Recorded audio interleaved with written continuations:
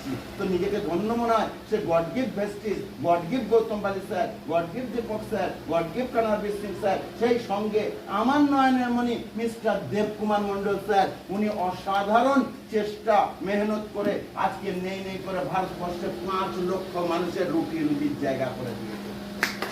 5 লক্ষ মানুষের, তো ভাবুন কি এমন একটা প্ল্যাটফর্ম, উনি নিজে রেডি হয়েছেন, প্রচুর মানুষকে রেডি করে দিয়েছেন। ওনার নিচে নেই করে 100 মানুষ নিজস্ব 4 চাকা চড়ে বেড়াচ্ছে। তো একটা স্যারের জন্য চাকরি হবে না? 100 মানুষকে 4 চাকা করে দিয়েছে।